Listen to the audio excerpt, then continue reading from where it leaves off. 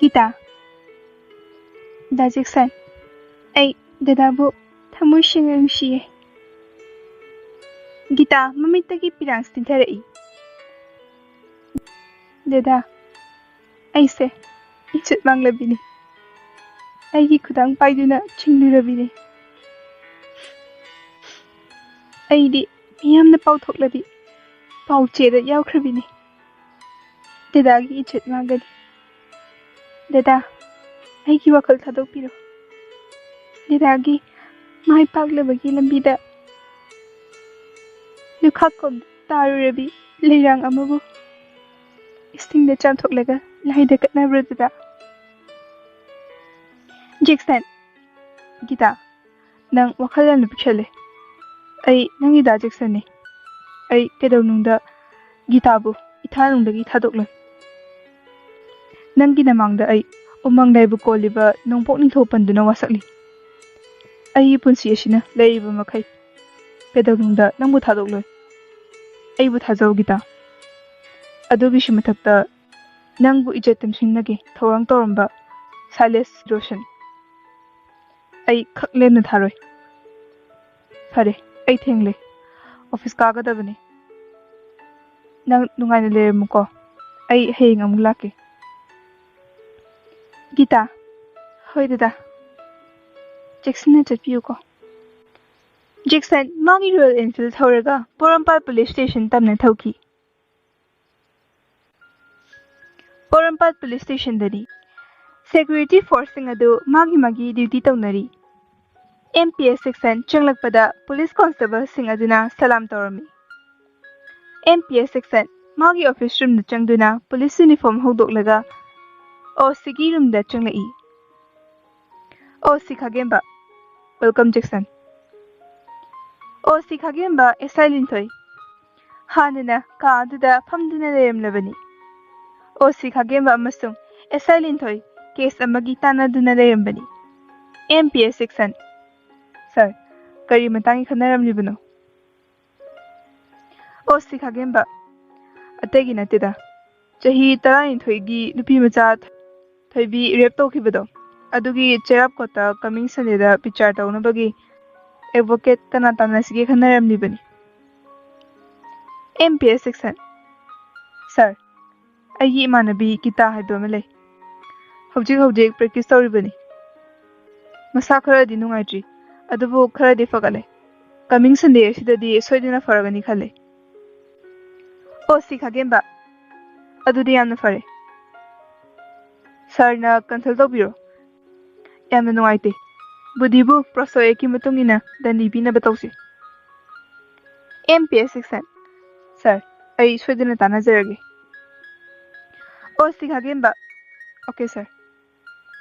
MPS section. Silent hoy. Asidi kari to batare. Silent hoy. Sir. Sir Jackson. Anawba akhoi intelligence singdagi pau pirakpada Silas Roshan hojik Guwahati Churchill Bazaar dagi khara changsillaga chingya amada lei habagi update news hojik ta pire. MPS section. Silent hoy. Ay Silas Roshan fanabagi risk ay lawjage. Akhoi team manga saduna Guwahati janaba thawang tawjage. Osisai amasung Silent hoina ayaba pibiyu. OC Khagemba. Ay athubada digita pawlo jage. Surely ay sharbu soiduna Guwahati ta chatnaba thawang tawjage. MPS section. Thank you sir. Asumna MPS section OC Khagemba amasung Silent hoy. Khanaraba matungda MPS section magi office room address changduna thariba chair duda phamlami. MPS section magi chair da famduna Linthoigi thamoida tariba ningba kaibagi saktam adu sangsangna urami. Ngasai Jackson na Gita gi yumdagi chatlamdaida Gita na haihoba wahaising adu dingsinglai. MPS section magi ningthiraba Mr. Ani adu kari. ꯖꯦꯛꯁꯟꯒꯤ ꯃꯤꯠꯃꯥꯡꯗ ꯁꯥꯏꯂꯦꯁ, ꯔꯣꯁꯟ ꯃꯈꯣꯏ ꯑꯅꯤꯒꯤ ꯃꯃꯤ ꯆꯣꯡꯊꯣꯔꯛꯏ꯫ ꯑꯁꯨꯝ ꯋꯥꯈꯜ ꯈꯟꯅ ꯈꯟꯅ ꯐꯥꯏꯜꯗ ꯌꯥꯎꯔꯤꯕ ꯁꯥꯏꯂꯦꯁ, ꯔꯣꯁꯟꯒꯤ photo ꯑꯗꯨꯗ ꯌꯦꯡꯂꯝꯃꯤ꯫ ꯇꯦꯕꯜ ꯂꯩꯔꯤꯕ ꯁ꯭ꯀꯦꯆ ꯑꯉꯥꯡꯕ ꯑꯃꯅ ꯁꯥꯏꯂꯦꯁꯀꯤ ꯐꯣꯇꯣ ꯀ꯭ꯔꯣꯁ ꯃꯥꯔꯛ ꯌꯦꯛꯂꯤ, ꯑꯗꯨꯒ ꯔꯣꯁꯟꯒꯤ ꯐꯣꯇꯣꯗꯨꯅ ꯕ꯭ꯂꯨ ꯃꯥꯔꯀꯔ ꯑꯃꯅ ꯀ꯭ꯔꯣꯁ ꯌꯦꯛꯂꯤ꯫ ꯉꯁꯤꯗꯤ MPS ꯁꯦꯛꯁꯟ ꯃꯌꯨꯝꯗꯒꯤ ꯆꯥꯛꯁꯨ ꯆꯥꯔꯛꯇ꯭ꯔꯕꯅꯤ, ꯆꯥꯅꯤꯡꯕꯁꯨ ꯐꯥꯎꯔꯝꯗꯦ꯫ ꯖꯦꯛꯁꯟꯒꯤ ꯈꯨꯊꯥꯡꯗ ꯁꯤꯔꯤꯕ ꯘꯔꯤ ꯑꯗꯨ ꯌꯦꯡꯂꯨꯕꯗ ꯅꯨꯡꯊꯤꯜꯒꯤ ꯄꯨꯡ 2 ꯇꯥꯔꯝꯂꯦ꯫ ꯖꯦꯛꯁꯟ ꯃꯥꯒꯤ ꯔꯣꯌꯦꯜ ꯑꯦꯟꯐꯤꯜꯗ ꯃꯌꯨꯝ ꯋꯥꯡꯈꯩꯗ ꯍꯜꯂꯛꯈꯤ꯫ ꯔꯤꯝꯁ ꯍꯣꯁꯄꯤꯇꯥꯜꯅꯤ꯫ ꯑꯌꯨꯛꯀꯤ ꯄꯨꯡ 10:30 ꯇꯥꯔꯦ꯫ ꯗꯥꯛꯇꯔ ꯄꯥꯔꯤ ꯃꯥꯒꯤ ꯁ꯭ꯋꯤꯐꯠ ꯀꯥꯔꯗ ꯔꯤꯝꯁ ꯍꯣꯁꯄꯤꯇꯥꯜꯗ ꯂꯥꯛꯂꯤ꯫ ꯗꯥꯛꯇꯔ ꯄꯥꯔꯤ ꯃꯥꯒꯤ ꯁ꯭ꯋꯤꯐꯠ ꯀꯥꯔ ꯑꯗꯨ ꯅꯤꯡꯊꯤꯅ ꯄꯥꯔꯛ ꯇꯧꯔꯒ OPD ꯀꯥꯎꯟꯇꯔ ꯂꯣꯝꯗ ꯆꯪꯂꯛꯏ꯫ ꯉꯁꯤꯗꯤ OPD ꯀꯥꯎꯟꯇꯔꯁꯨ ꯃꯤ ꯌꯥꯝꯅ ꯆꯤꯜꯂꯝꯃꯤ꯫ ꯗꯥꯛꯇꯔ ꯄꯥꯔꯤ ꯃꯥꯒꯤ ꯆꯦꯝꯕꯔꯗ ꯆꯪꯂꯛꯇꯨꯅ ꯃꯥꯒꯤ ꯆꯦꯌꯔꯗ ꯐꯝꯊꯩ꯫ ꯃꯦꯗꯤꯁꯤꯟꯒꯤ ꯑꯅꯥꯕ ꯄꯦꯁꯦꯟ 50 ꯔꯣꯝ ꯌꯦꯡꯁꯤꯜꯂꯝꯂꯒ ꯔꯤꯝꯁ ꯍꯣꯁꯄꯤꯇꯥꯜꯒꯤ ꯀꯦꯟꯇꯤꯟꯗ ꯀꯣꯐꯤ ꯑꯃ, ꯁꯃꯣꯁꯥ ꯑꯃꯒ ꯆꯥꯗꯨꯅ ꯂꯩꯔꯤ꯫ ꯃꯤꯀꯨꯞ ꯈꯔꯒꯤ ꯇꯨꯡꯗ ꯄꯨꯂꯤꯁꯀꯤ ꯖꯤꯞꯁꯤ 5 ꯔꯤꯝꯁ ꯍꯣꯁꯄꯤꯇꯥꯜ ꯀꯦꯟꯇꯤꯟ ꯂꯩꯔꯤꯕ ꯃꯐꯝ ꯑꯗꯨꯗ ꯊꯧꯖꯤꯜꯂꯛꯏ꯫ ꯖꯤꯞꯁꯤ ꯑꯗꯨꯗꯒꯤ ꯄꯨꯂꯤꯁꯀꯤ ꯌꯨꯅꯤꯐꯣꯔꯝ ꯁꯦꯠꯄꯤ, ꯁ꯭ꯃꯥꯔꯠ ꯑꯣꯏꯔꯤꯕꯤ ꯅꯨꯄꯤ ꯄꯨꯂꯤꯁ SI ꯑꯃ ꯀꯨꯝꯊꯔꯛꯏ꯫ SI ꯂꯤꯟꯊꯣꯏꯒꯤ ꯇꯨꯡꯗ ꯁꯦꯀ꯭ꯌꯨꯔꯤꯇꯤ ꯈꯔꯁꯨ ꯏꯟꯅꯔꯤ꯫ SI ꯂꯤꯟꯊꯣꯏ ꯂꯩꯊꯨꯅ OPD ꯀꯥꯎꯟꯇꯔꯗ ꯆꯪꯈꯤ꯫ ꯗꯥꯛꯇꯔ ꯄꯥꯔꯤ SI ꯂꯤꯟꯊꯣꯏꯕꯨ ꯂꯥꯞꯇꯛꯅ ꯎꯏ꯫ SI ꯂꯤꯟꯊꯣꯏ ꯀꯥꯎꯟꯇꯔꯗꯒꯤ ꯆꯦ ꯈꯔ ꯑꯦꯟꯚꯂꯞꯅ ꯄꯦꯛ ꯇꯧꯔꯒ ꯄꯥꯏꯗꯨꯅ ꯀꯥꯎꯟꯇꯔꯗꯒꯤ ꯊꯣꯛꯂꯛꯏ꯫ ꯇꯟꯖꯥ ꯍꯦꯛ ꯆꯥꯔꯨꯕꯗꯒꯤ ꯗꯥꯛꯇꯔ ꯄꯥꯔꯤꯒ SI ꯂꯤꯟꯊꯣꯏꯒ ꯊꯦꯡꯅꯔꯦ꯫ Doctor Pari, good afternoon Linthoi. SI Linthoi, good afternoon doctor. Doctor Pari, ꯏꯊꯥ ꯊꯥꯖꯗꯅ ꯀꯩ ꯂꯩꯕꯤꯔꯦ ꯃꯦꯗꯥꯝ? SI ꯂꯤꯟꯊꯣꯏ, ꯐꯣꯔꯦꯟꯁꯤꯛ ꯁꯥꯏꯟꯁꯀꯤ ꯔꯤꯄꯣꯔꯠ ꯂꯧꯕ ꯂꯥꯛꯂꯝꯕꯅꯤ꯫ ꯐꯔꯦ, ꯑꯩ ꯆꯠꯂꯒꯦ, ꯊꯕꯛ ꯈꯔꯁꯨ ꯂꯩꯍꯧꯋꯦ ꯗꯣꯛꯇꯔ꯫ ꯗꯣꯛꯇꯔ ꯄꯥꯔꯤ ꯅꯣꯛꯐꯦꯠ ꯇꯧꯅ ꯒꯨꯗ ꯕꯥꯏ꯫ ꯑꯁꯨꯝꯅ SI ꯂꯤꯟꯊꯣꯏ ꯖꯤꯞꯁꯤ ꯃꯊꯛꯇ ꯀꯥꯈꯠꯈꯤ꯫ ꯗꯥꯛꯇꯔ ꯄꯥꯔꯤ ꯆꯠꯈ꯭ꯔꯤꯕ SI ꯂꯤꯟꯊꯣꯏꯕꯨ ꯌꯦꯡꯗꯨꯅ ꯂꯩꯍꯧꯏ꯫ ꯅꯦꯛꯁ ꯗꯦ, ꯖꯦꯛꯁꯟ ꯃꯥꯒꯤ ꯔꯣꯌꯦꯜ ꯑꯦꯟꯐꯤꯜ ꯊꯧꯗꯨꯅ ꯒꯤꯇꯥꯒꯤ ꯌꯨꯝꯗ ꯂꯥꯛꯂꯝꯃꯤ꯫ ꯑꯌꯨꯛꯀꯤ ꯄꯨꯡ 9 ꯇꯥꯔꯦ꯫ ꯉꯁꯤꯗꯤ ꯒꯤꯇꯥ ꯅꯤꯡꯊꯤꯅ ꯏꯔꯨ ꯂꯨꯖꯔꯒ ꯃꯩꯇꯩꯒꯤ ꯐꯅꯦꯛ ꯂꯩ ꯃꯆꯨ ꯑꯃ ꯁꯦꯠꯇꯨꯅ ꯂꯩꯔꯤ꯫ ꯃꯁꯥꯁꯨ ꯈꯔ ꯅꯨꯡꯉꯥꯏꯕꯒꯨꯝ ꯇꯧꯔꯤ꯫ ꯖꯦꯛꯁꯟ ꯃꯥꯒꯤ ꯔꯣꯌꯦꯜ ꯑꯦꯟꯐꯤꯜꯗ ꯒꯤꯇꯥꯒꯤ ꯁꯨꯃꯥꯡ ꯇꯝꯅ ꯊꯧꯖꯤꯜꯂꯛꯏ꯫ ꯒꯤꯇꯥꯒꯤ ꯌꯨꯝꯒꯤ ꯕꯤꯜꯗꯤꯡꯒꯤ ꯃꯥꯡꯒꯣꯜꯗ ꯃꯄꯥ ꯒꯣꯄꯥꯜ, ꯃꯃꯥ ꯂꯩꯃꯍꯜ ꯑꯃꯗꯤ ꯒꯤꯇꯥ ꯅꯨꯡꯁꯥ ꯌꯩꯗꯨꯅ ꯐꯝꯂꯤ꯫ ꯖꯦꯛꯁꯟ ꯂꯥꯛꯄ ꯎꯕꯗ ꯂꯩꯃꯍꯜꯅ, ꯖꯦꯛꯁꯟ, ꯂꯦꯡꯁꯤꯜꯂꯛꯑꯣ꯫ ꯖꯦꯛꯁꯟ ꯃꯥꯅ ꯇꯣꯡꯂꯤꯕ ꯈꯣꯡꯎꯞ ꯑꯗꯨ ꯂꯧꯊꯣꯛꯇꯨꯅ ꯃꯥꯡꯒꯣꯜꯗ ꯀꯥꯈꯠꯅꯕ ꯇꯧꯔꯤ꯫ ꯒꯣꯄꯥꯜ, ꯌꯥꯔꯦ ꯌꯥꯔꯦ, ꯈꯣꯡꯎꯞ ꯇꯣꯡꯂꯁꯨ ꯑꯁꯨꯝ ꯀꯥꯈꯠꯂꯛꯑꯣ꯫ ꯖꯦꯛꯁꯟ ꯒꯣꯄꯥꯜꯅ ꯍꯥꯏꯖꯔꯕꯁꯨ ꯈꯣꯡꯎꯞ ꯂꯧꯊꯣꯛꯂꯒ ꯃꯥꯡꯒꯣꯜꯗ ꯀꯥꯈꯠꯂꯛꯏ꯫ ꯂꯩꯃꯍꯜ ꯐꯤꯗꯥ ꯊꯥꯗꯨꯅ ꯖꯦꯛꯁꯟꯕꯨ ꯐꯝꯍꯜꯂꯤ꯫ ꯖꯦꯛꯁꯟ, ꯒꯤꯇꯥ, ꯉꯁꯤꯗꯤ ꯍꯛꯆꯥꯡꯈꯔ ꯅꯨꯡꯉꯥꯏꯕ ꯃꯥꯜꯂꯦ꯫ ꯒꯤꯇꯥ, ꯗꯥ, ꯈꯔ ꯅꯨꯡꯉꯥꯏꯕꯒꯨꯝ ꯇꯧꯏ꯫ ꯒꯣꯄꯥꯜ, ꯐꯥꯔꯝꯗ ꯆꯠꯂꯨꯈꯤꯒꯦ ꯖꯦꯛꯁꯟ, ꯅꯪ ꯉꯥꯏꯍꯥꯛ ꯂꯩꯍꯧꯈꯣ꯫ ꯑꯁꯤ ꯍꯥꯏꯔꯝꯂꯒ ꯒꯣꯄꯥꯜ ꯐꯥꯔꯝꯗ ꯆꯠꯈꯤ꯫ ꯒꯤꯇꯥꯒꯤ ꯃꯃꯥ ꯂꯩꯃꯍꯜꯁꯨ ꯀꯤꯆꯟꯗ ꯆꯥ ꯂꯣꯟꯕ ꯆꯪꯈꯤ꯫ ꯖꯦꯛꯁꯟ, ꯒꯤꯇꯥ, ꯋꯥ ꯑꯝꯇ ꯍꯥꯏꯒꯦ꯫ ꯒꯤꯇꯥ, ꯀꯩ ꯋꯥꯅꯣ? ꯍꯥꯏꯕꯤꯌꯨ ꯗꯗꯥ꯫ ꯖꯦꯛꯁꯟ, ꯒꯤꯇꯥ, ꯅꯪꯁꯨ ꯂꯤꯒꯦꯜ ꯄ꯭ꯔꯦꯛꯇꯤꯁ ꯇꯧꯔꯤꯕꯅꯤꯅ ꯀꯦꯁ ꯑꯃ ꯄꯥꯏꯗꯕ ꯌꯥꯗ꯭ꯔꯦ꯫ ꯑꯩ OC ꯑꯃꯗꯤ SI ꯂꯤꯟꯊꯣꯏꯗ ꯒꯤꯇꯥꯕꯨ ꯑꯦꯗꯚꯣꯀꯦꯠ ꯑꯣꯏꯅꯕ ꯍꯥꯏꯔꯝꯂꯕꯅꯤ꯫ ꯒꯤꯇꯥ, ꯑꯩꯗꯤ ꯗꯣꯛꯇ ꯑꯃꯨꯛ ꯐꯥꯎ ꯇꯧꯈꯤꯗ꯭ꯔꯤ꯫ ꯑꯗꯣ ꯀꯔꯤ ꯀꯦꯁ ꯃꯇꯥꯡꯒꯤꯅꯣ? ꯖꯦꯛꯁꯟ, ꯄ꯭ꯔꯣꯁꯣꯏꯀꯤ ꯃꯇꯥꯡꯗꯅꯤ꯫ ꯍꯧꯈꯤꯕ ꯅꯨꯃꯤꯠ ꯈꯔꯅꯤꯒꯤ ꯃꯃꯥꯡꯗ ꯊꯣꯛꯈꯤꯕ ꯃꯁꯨꯒꯨꯝꯂꯕ ꯅꯨꯄꯤꯃꯆꯥ ꯆꯍꯤ 12 ꯁꯨꯔꯕꯤ ꯅꯨꯄꯤꯃꯆꯥ ꯑꯃꯒꯤꯅꯤ꯫ ꯀꯃꯤꯡ ꯁꯟꯗꯦꯗ ꯇ꯭ꯔꯥꯏꯜ ꯇꯧꯒꯗꯕꯅꯤ꯫ ꯖꯦꯛꯁꯟꯅ ꯊꯣꯛꯈꯤꯕ ꯔꯦꯞ ꯀꯦꯁꯀꯤ ꯋꯥꯔꯤ ꯄꯨꯝꯕ ꯂꯤꯗꯨꯅ ꯇꯥꯍꯜꯂꯝꯃꯤ꯫ Gita, wari pumba tarabada. Hoi, ay may paknaba honajage. Nupigi crime khudima ay without koina matalawdana mating pangjagani.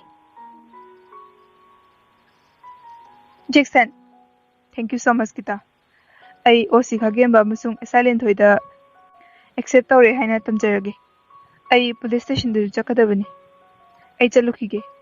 Gita, nang naba faro. Wakhala pipa khanganu ko. Gita, hoida Jackson. Tanja di lay mahal tray amada changang glass amadi bread kharaga puraduna thoglei. Aduga Gita Jackson dapi. Makoy ihum cha du harau thakminai. Cha thakpa loiraba matungda Jackson na. Ima, ay chalukhige. Lay mahal. Cha thokluro. Office matam su orim lagani. Jackson sumangda khamniba magi Royal Enfield thoduna chatki. Sunday numitni. Imphal ki cherap kotni. Pung 12 rom tare. Ngasidi thoibi rape case ki trial numitni. Courtroom gi haunabi matung inna victim side amadi rapist budigi miyosing court hall adida famdi. Haujik trial chathanaba Judge Sahib defendant plaintiff magi same saba hore. Public prosecutor Gita accused counsel Ajit argue tawnagadawribani. Just na ihaba pibagi matung ina court ki trial chathaba hore. Advocate Ajit Thoidok Hendokna Sakhanglaba case kayada maithiba piba ngamdraba defendant advocate ni. Accused counsel Ajit Your Honor, Budhi hariba government employee mahakna masugumlabi thoibida karamna rape tawgani. Budhi matu macha leiraba misakni. Adugishi mathakta qualify oiraba misakni. Matan leba khibikta budhina thoibibu masugumna luna chana tawduna lakli. Thoibigi imungi leita laira hangduna budhina mahi masing tambada sel thum gi mating pangtuna lakli.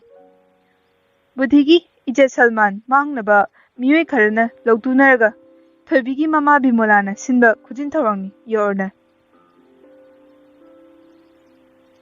Public prosecutor Gita Your Honor, Sir defendant na hairiba wafam asi aranba infam yaudabani. Karigi thoibibu rape tawtraga miyot oina chingdulot liba. Budhina achathak selgi mating pangi habadudi chumlamba yai. Karigi budhina thoibida mating pangliba. Budhina moithem tawraba matungda nupi obigi ichet lawnaba tawbani.